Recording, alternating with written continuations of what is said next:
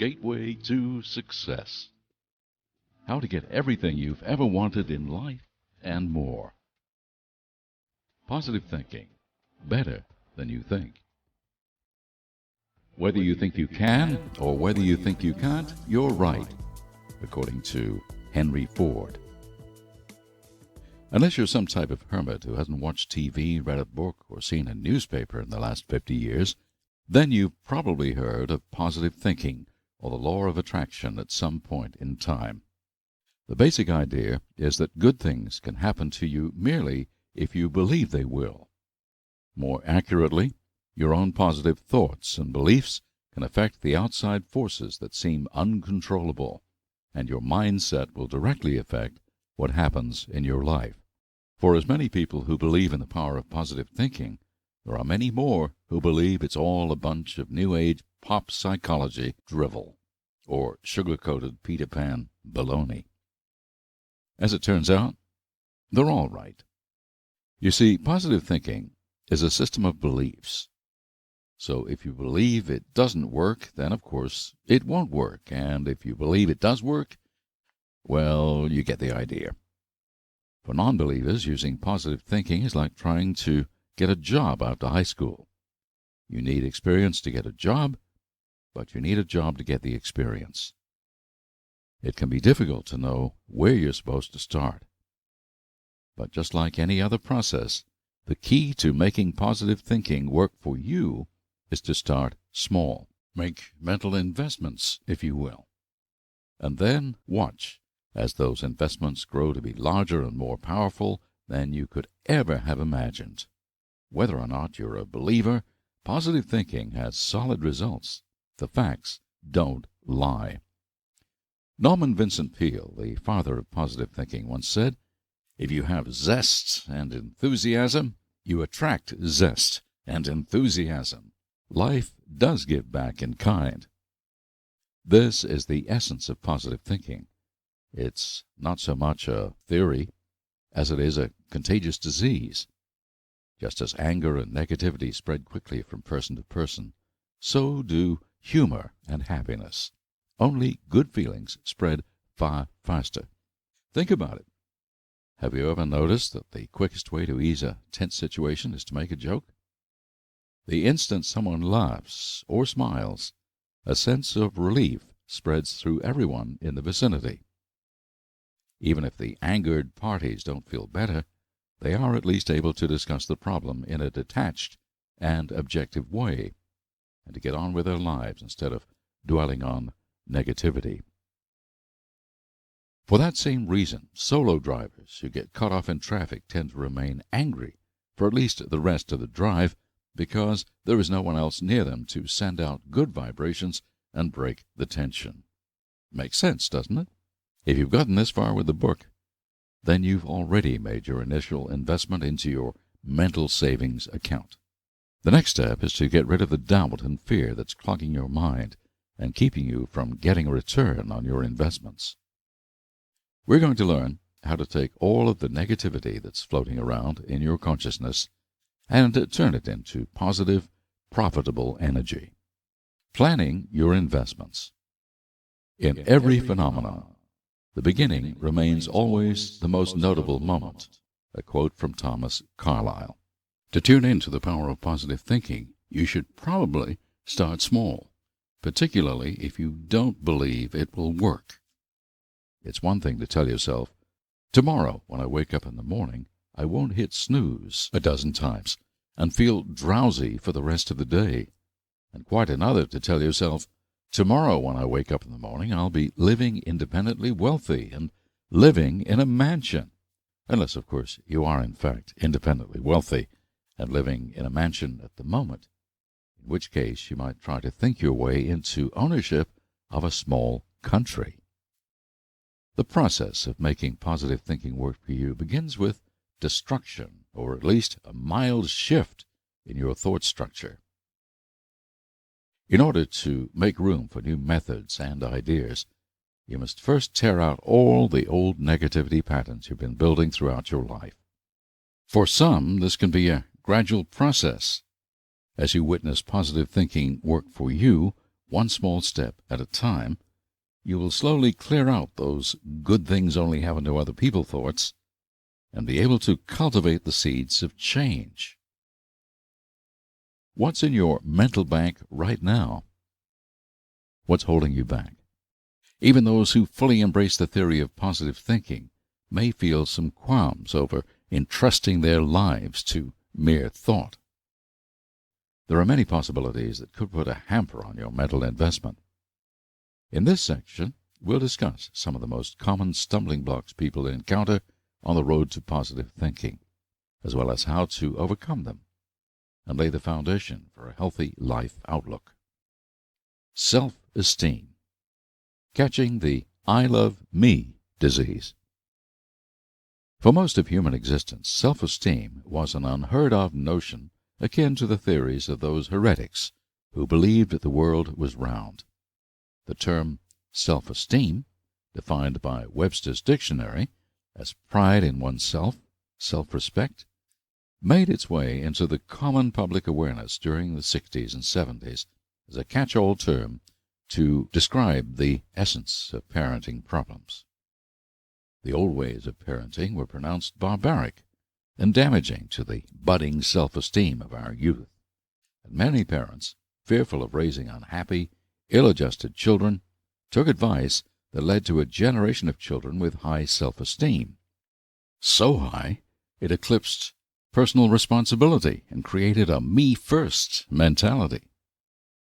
On the other hand, most of us are taught that thinking highly of ourselves is a vain, selfish, and undesirable trait. Advice telling us to feel better about ourselves and occasionally put us first seems counterintuitive at best. After all, isn't self-love the first step on the road to ego-central?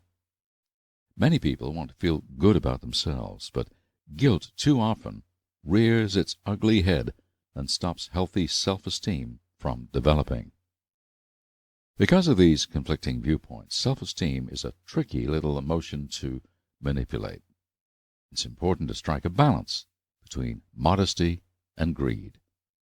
It takes practice to convince yourself that you are a worthwhile and deserving person, while at the same time keeping in mind that you are not the center of the universe. Though it may sound impossible, it's actually simple to accomplish. Where do you rate on the self-esteem-o-meter? The following quiz will help you gauge your feelings and identify areas that need improvement. The unofficial self-esteem rating system. To rate your self-esteem, choose the answer that most closely reflects your likely reaction to the following situations. 1. You know you're good at creating databases. Your boss asks you and several coworkers for a volunteer to organize a new client information database and another volunteer to write a company newsletter, which you have no idea how to do. You A. Volunteer for both because you're so brilliant you'll be able to figure it out, even at the expense of embarrassing the company the first few times you write a terrible newsletter. B. Volunteer for the database, and when Fred Jones also volunteers, gently point out that you've had more experience, but would be happy to teach him what you know as you go along. C. Remain silent. Someone else is surely better at it than you, and the boss would never pick you anyway. 2. You're out with friends, and you've just passed gas noisily in the middle of a restaurant. So you A. Immediately blame a passing waiter or someone else at your table. You are completely serious in your accusations, and there's no way anyone will be able to pin it on you. If they even think about it, you'll let them have it. B. Crack a joke about that 4-bean salad you had for lunch. C. Attempt to crawl under the table, then excuse yourself and head to the bathroom. You can't face any of them for the rest of the night, and you consider paying the entire check right now and leaving before they notice you're gone, if they notice you're gone. 3. When you watch Jeopardy or play Trivial Pursuit, you A. Laugh at all the other players when they get the answers wrong. You know them all, and if you ever went on Jeopardy, you'd clean them out. B. Have a blast. You know some of the answers and try to guess at the rest. You love to learn new things. C. Don't watch Jeopardy or play Trivial Pursuit. You're not smart enough for stuff like that. 4. You've decided to go after that promotion at work. You A. Make a bunch of other people look bad, so there's no way you'll be passed up. B. Let your boss know you're interested in the promotion, and then put in some extra effort to prove that you're good for the position. C. Decide on the drive to work that you're not going to go for it after all. You won't get it no matter what you do, so there's no point in trying. 5. When making a tough decision, you A. Choose the option that sounds best for you at the moment, and then stick to your decision no matter what, even if it turns out to be the wrong one. B. Weigh your options and think about the advantages and disadvantages of each one before deciding on your final choice, but remain open to change if it turns out there is a better way. C. Decisions. You can't make decisions. You always pick the wrong thing and wind up making everyone miserable. You'll get someone else to decide. 6. You're faced with an entire evening alone. You A. Gloat because you don't have to spend time in the company of those miserable cretins who think they're your friends, but can't hold a candle to your brilliant and sparkling personality. You know they're all sitting around wishing they could hang with you anyway. B. Take the time to do something you enjoy, like take a long bath, read a good book, or fix yourself your favorite dinner. It's nice to relax once in a while and be alone with your thoughts. C. Resign yourself to being miserable all night. You might as well go to bed early and hope someone is around tomorrow. 7. When performing a task that requires your full concentration, you A. Don't. Whatever it is you're doing, you could do it in your sleep. You don't have to bother concentrating on things. B. Are able to tune out most distractions and complete the task to the best of your ability. You are determined to put your best foot forward. C. Can't. You're too nervous about screwing things up to concentrate, so you tend to work on projects in short bursts and often end up finishing things late because you're so distracted. 8. A friend introduces you to someone new. You A. Prove that you're a better person by saying something witty or clever that lets them know your friend is paying attention to you right now, not them. If the new person is worth knowing, they'll make the effort to get to know you. B. Greet him or her warmly. Introduce yourself and ask an open-ended question such as, "What do you do for a living?" or "Where do you live?" You're prepared to actually listen to the answer and will reserve judgment until you get to know the person better. C. Mumble hello, and then slink off in search of a friend who's not talking to someone you don't know.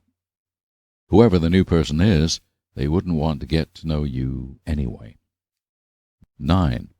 You walk into your house, and you're greeted by an awful stench. The refrigerator is unplugged, and everything in it is spoiled. You A. Immediately assume someone was screwing around with it and launch an investigation to find the culprit. B. First plug it back in to find out if it still works, and then try to figure out what happened. If someone else was responsible for unplugging it, they can help you clean it out. In any case, you'll do what's necessary to correct the problem. C. Decide you must have done something wrong, and now it's coming back to haunt you. You grumble under your breath as you clean out the refrigerator and wonder why things like this always have to happen to you. 10. Your supervisor calls you into the office to compliment you on the tremendous job you're doing on your new project. You A. Thank him outwardly, all the while thinking it's about time he noticed how great you are. Maybe now you'll get the respect you deserve. B. Are sincerely flattered and tell him so. You also ask if there is anything you could be doing better. C. Insist that you're not really doing all that well. Try to hurry him along so you can escape. You don't deserve praise. 11. You have to talk to your boss about a recent event that is affecting the way you and your coworkers perform your job. You A. Act as though you and your boss are best buddies and demand that she do something to fix the problem. After all, you could be running the show just as easily as her, and you'd probably do a better job. B. Approach the matter professionally and with confidence that a solution can be found. You offer any suggestions you might have to correct the problem, and ask if she has any ideas about what should be done. C. Would never presume to talk to your boss. There's a reason she is the boss and you're not. You might send her an anonymous email or ask one of your coworkers to talk to her. 12. This weekend you have 100 little projects at home that have to be tackled, and you're feeling a bit overwhelmed. You A. Attack several things at once, starting with the easiest ones. You might not manage to finish any of them, but you can always insist that someone else pitch in because you have more important things to do. B. Decide which projects need to be completed first and take them on one at a time. By taking things step by step, you will finish what needs to be done. If anyone else is available at home, you'll ask them to help out. C. Bemoan the unfortunate twist of fate that ruined your weekend. There's no way you'll ever be able to finish everything. You don't ask anyone else for help because they have better things to do than perform favors for you, and you wouldn't want to be a bother. 13. The opportunity arises for you to pursue your dream job, but it would mean leaving your current stable position right away. You A. Drop everything and go for it. Who needs a safety net? B. Weigh your options and plan out what you'll do if the new opportunity falls through. If you have a spouse, you discuss the decision with them and create a backup plan. If it's possible, you'll find a way to make it work. C. Stay right where you are. Why risk disappointment? You just know it won't work out. 14. You have 5 minutes to get an appointment, and you're stuck in a seemingly endless traffic jam at a dead stop. You A. Curse, fume, and honk your horn repeatedly. Don't these people realize you're in a hurry? B. Are frustrated, but you know there isn't much you can do to change the situation.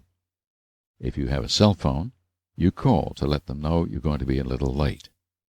You use the unexpected time to relax and listen to your favorite radio station, or just to think. C. Want to die. Things like this always seem to happen to you. It just isn't fair. You're so worried about being late you're feeling sick, and there's no way you'll be able to relax until you're out of this mess. 15. A coworker reviews one of your projects and tells you a few things that aren't pleasant, but they are valid points. You A.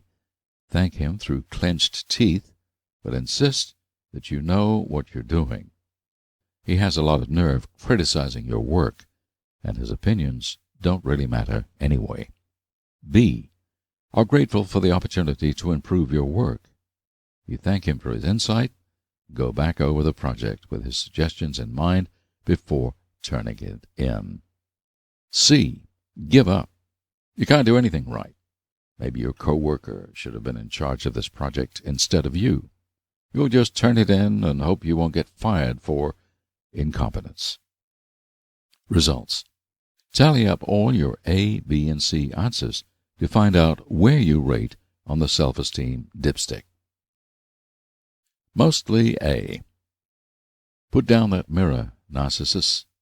Your tank overfloweth. You may not be aware of it, but you have more confidence than you need. While confidence is a good trait to possess, too much of it can make you appear arrogant, rude, or unapproachable. Try to take more notice of others' feelings, and you'll get much further. Mostly B. Join the circus. You have perfect balance. You have a healthy level of self-esteem tempered with empathy and concern for others. You're probably the life of the party or the person everyone comes to for help, and you're glad to give it when you can, but you know when you need time for yourself. Mostly C. If you dig any deeper, you'll end up in China. You're a few quarts low, and you could use a self-esteem top-off. You may think you can't do anything right, but with a little confidence and some positive thinking, you'll find that you are worth far more than you believe. If you answered C to everything, it's time for a complete system flush and refill. You may have to let your past life go. Upon our children, how they are taught, rests the fate or fortune of tomorrow's world. A quote from B.C. Forbes. The things we learn in childhood aren't easy to forget, mostly because we don't actively remember them. It's far harder to dislodge subconscious thought. When we are unaware not only of why we embrace or avoid certain things, but also unaware of the fact that we're embracing or avoiding them, pinpointing the roots of our actions is a difficult process. Childhood lessons don't always come from our parents, and often not even the messages we receive from them were intentionally placed there. For example, if your parents raised you to be helpful, courteous, polite, and giving, you may have learned those lessons so well that the very idea of doing something for yourself makes you cringe, and you may not know why. On the other hand, if your parents gave you everything you wanted without you ever asking for it or lifting a finger, you may project those same expectations on everyone around you again, with no idea why you're doing it or even that you are doing it at all. Many times outwardly selfish people are shocked to discover that others perceive them as selfish. They may even believe themselves the kindest, most benevolent people they know. Another factor you may not consider when trying to access your childhood programming is the outside influences that affected your formation. Teachers, daycare workers, or babysitters, school friends, even random adults in the grocery store may have had an impact on your behaviors and beliefs, whether consciously or unconsciously.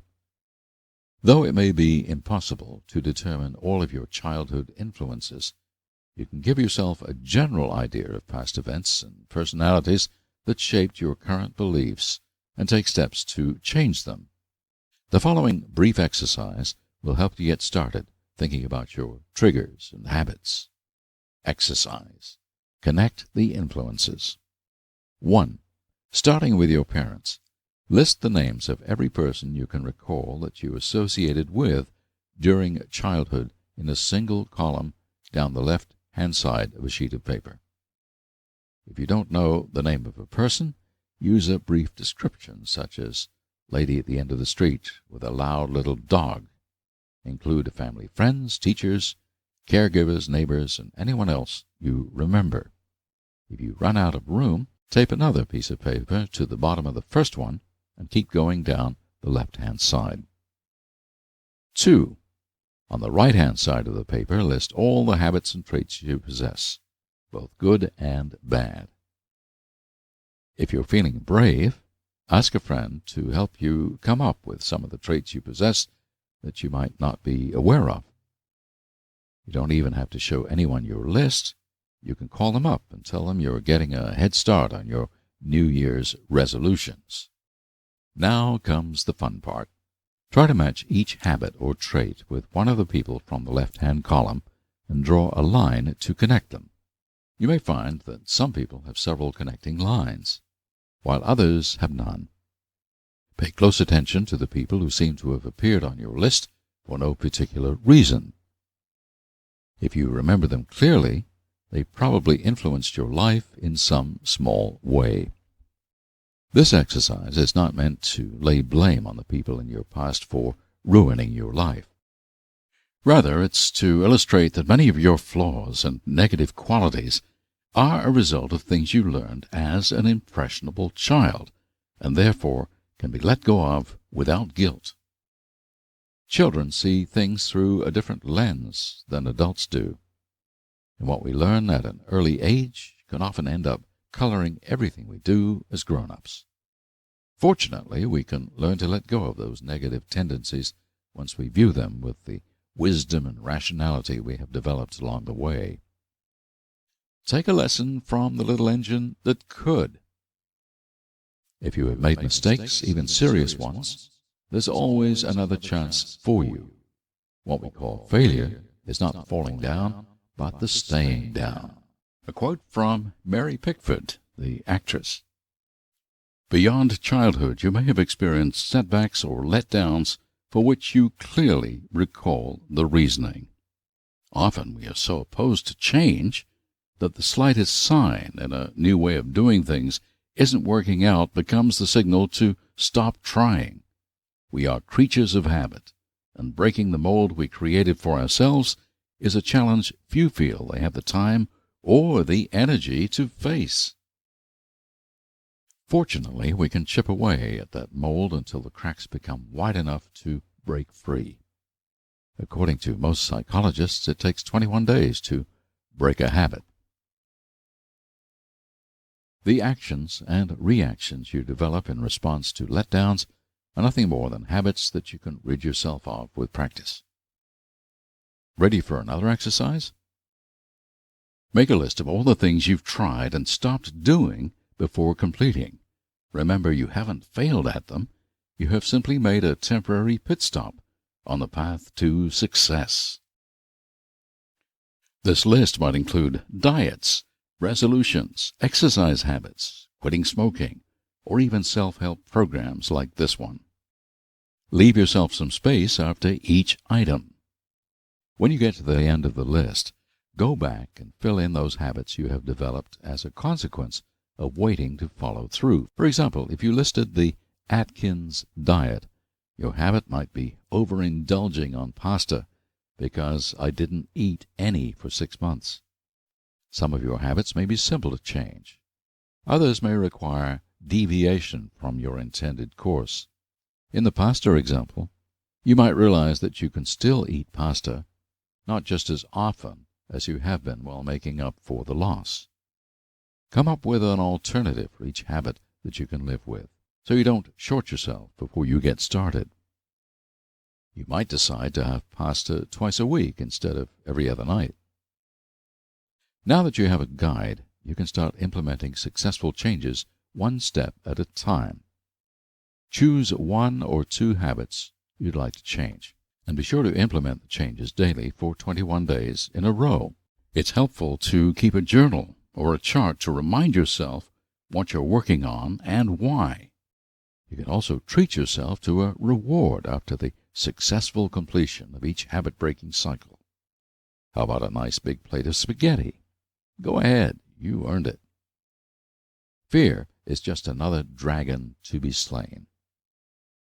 All of us are born with a set of instinctive fears of falling, of the dark, of lobsters, of falling on lobsters in the dark, or speaking before the Rotary Club, and of the words, "some assembly required." A quote from Dave Barry. Where all else fails to stop us from achieving what we want from life, fear steps in. We experience fear on both conscious and unconscious levels, and it's one of the most limiting emotions we possess. In some cases, fear is justified and even healthy. For example, a person contemplating crossing a busy street will harbor a healthy fear of being struck by 2 tons of rapidly moving steel, commonly known as a motor vehicle, at least if he or she is a reasonably sane person who understands the basic law of physics. Moving car plus walking person equals splat. This fear breeds caution, which causes the person to look both ways for oncoming traffic and wait for an appropriate time to venture across the road. However, unjustified fear, which can be just as crippling and realistic as justified fear, is more often the case when fear is a factor. Not many people risk their lives on a regular basis. Humiliation, rejection, and failure top the list of limiting fears that can be overcome with practice and determination. One of the easiest and most successful methods of dealing with fear is exposure therapy, which is actually facing your fears one small step at a time.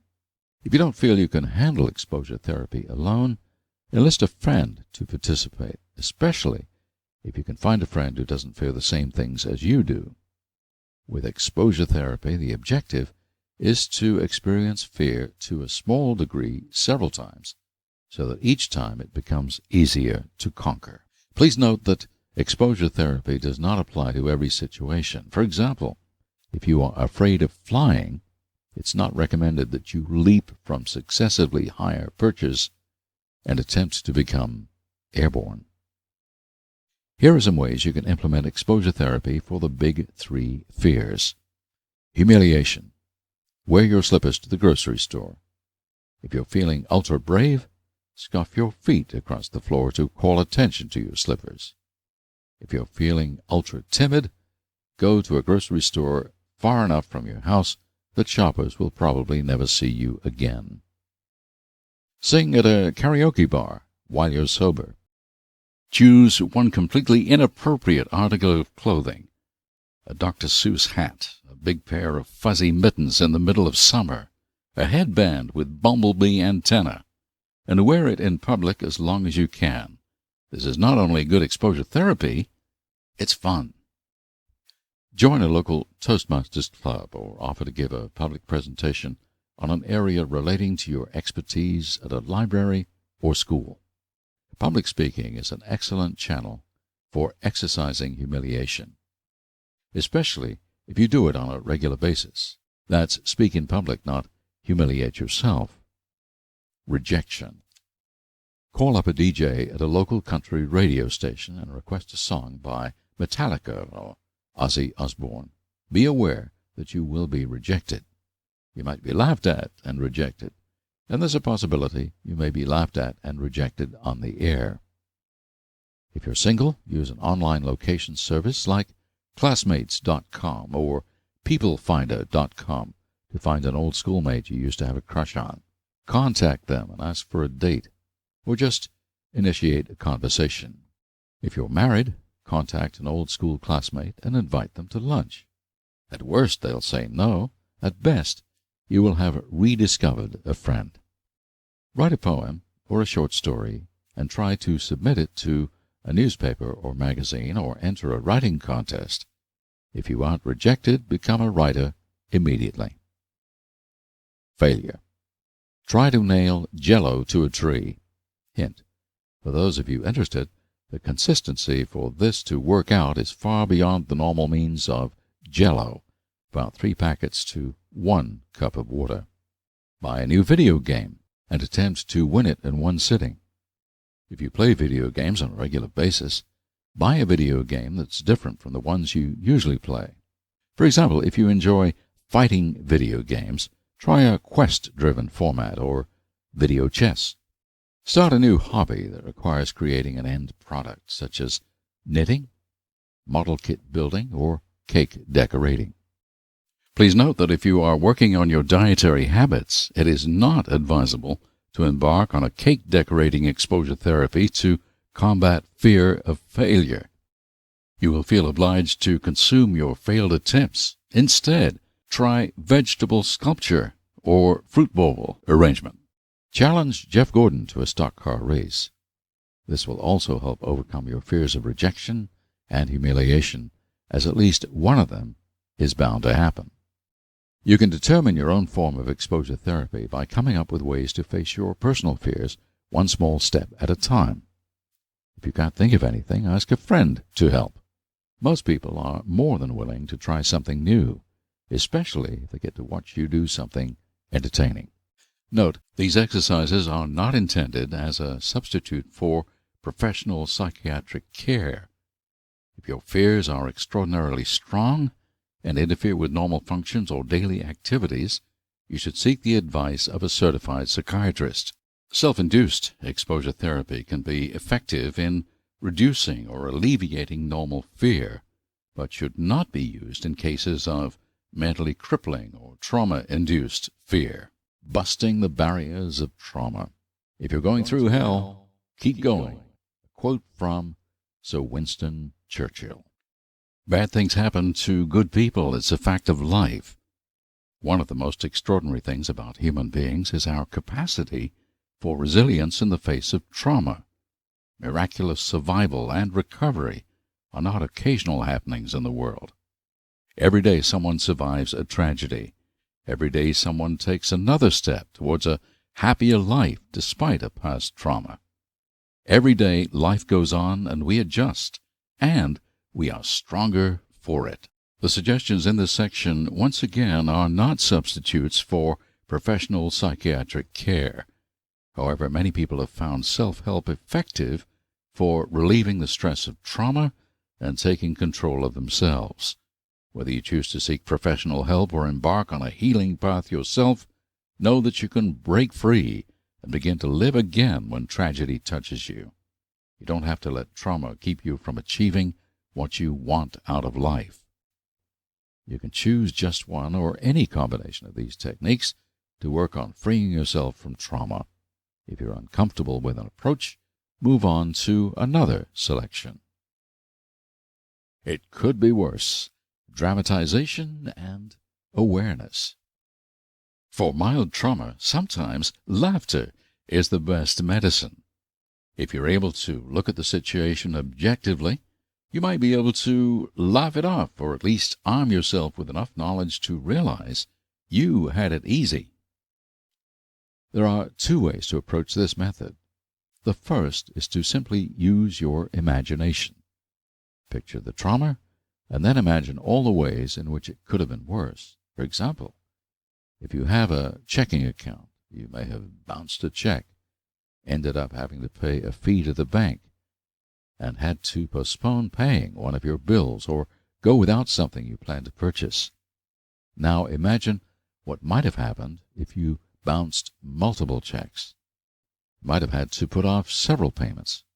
The snowball effect could have caused you to lose your car or have your power shut off. Your bills could have spiraled out of control, eventually leaving you homeless. When you imagine the worst, it's easier to put setbacks into perspective. Note, bouncing multiple checks and losing your power, your car, and your house qualifies as major trauma, for which dramatization is not always effective. The second approach to dramatization and awareness of minor trauma is to research actual cases where the situations of other people turned out worse than yours. You can search online for news stories or browse the periodicals archive at your local library. Generally, you will always be able to find cases concerning people who had more difficulty than you, yet they survived, and you will too. After all, you're still alive. If you want to take this method a step further, you can do something to help others in your situation. Make a donation to a specific case or a related charity, or start a support program or fund drive in your community.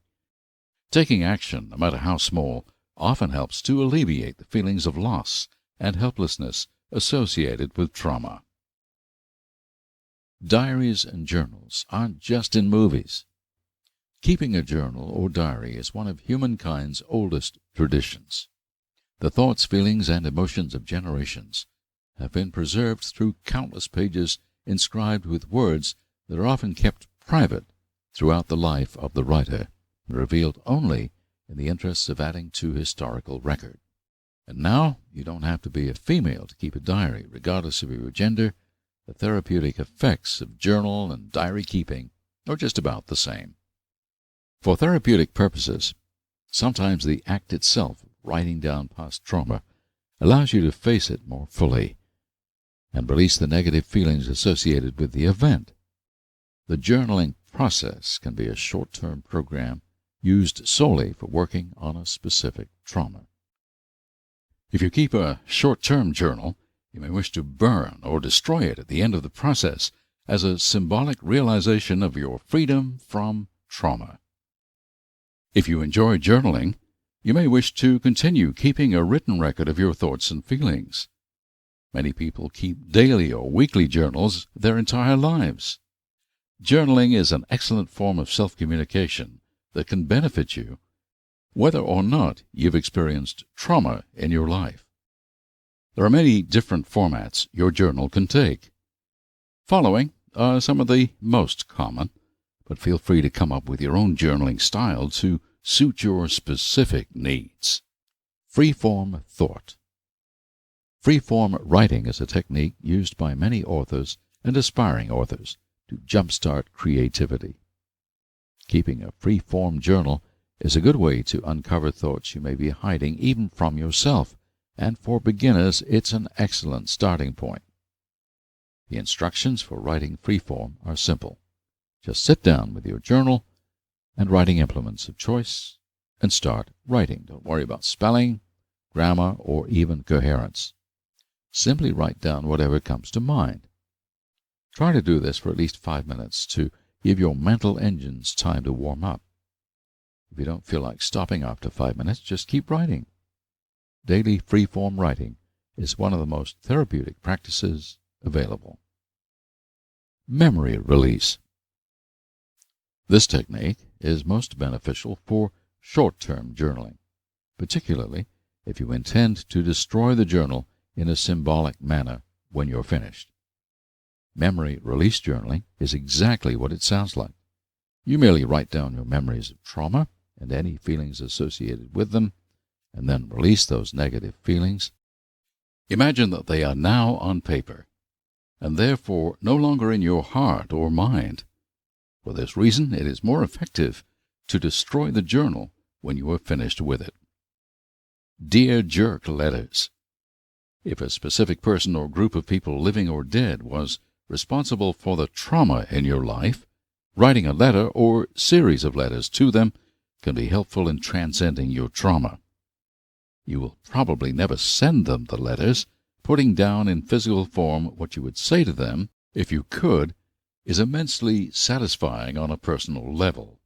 You can address the letters to their names, or give them creative nicknames like Dear Jerk, Dear Friend Stealer, Dear Scum of the Earth, to protect your privacy and add more kick to your scathing monologues. Story form therapy. Some traumas are too fresh or too painful to relive fully. In these cases, writing a fictionalized account of the experience can be helpful in releasing negative emotions. You can change the names, locations, ages, or even genders of the participants in your personal trauma to give yourself a more objective view of the situation and assist you in coping or finding closure. Creating alternate versions of the situation helps to displace bad feelings. You can even write yourself a happy ending or give your fictional self-victory over your oppressor. Pictorial journals. You may feel words are inadequate to convey your traumatic emotions. If this is the case, you might want to consider drawing a journal instead. Just as you don't have to be a good writer to keep a journal, you don't have to be a good artist to draw one. Use whatever form you feel comfortable with, whether it's stick figures, abstract scribbling, or fully detailed rendering. The only important step in journaling is to get something concrete down on paper, and no one but you will ever have to look at it. Choosing the right journal can be just as important as what you place inside it. The human mind is a powerful thing, and our thoughts and perceptions have an incredible influence on our actions. Here are a few tips on choosing an appropriate journal for your self-guided therapy. The size, layout, look, and feel of your journal should be symbolic. either of your intentions or your personality. Take your time in picking out a journal you enjoy looking at and holding. Give yourself permission to spend a little more time than you usually would, and avoid bargains or sales, unless the one on sale is exactly what you're looking for. Attaching a slightly higher dollar value to your journal than what you might pay for something like a typical school-grade spiral notebook gives the importance of your journal a mental boost and helps remind you that what you put inside it is important to you. If you don't want anyone else to read your journal, no matter what, invest in one with a lock. Choose a writing implement that you will use specifically for your journal. With the exception of a pictorial journal, a pencil is the poorest medium to use, as it conveys a sense of a temporary state that can be changed with the pass of the eraser. Pen or marker are the best choices. You should write with the medium you feel most comfortable in, that benefits you in a symbolic or significant way. You can choose an ink color you like, buy a set of glitter pens, pick up a novelty pen, or even get an old-fashioned quill pen. They're available in ballpoint versions or traditional chisel point and inkwell styles. Be sure to only use the writing implement you choose for your journal, and not for grocery lists or jotting down phone numbers. Find a home for your journal and keep it there unless you're writing in it.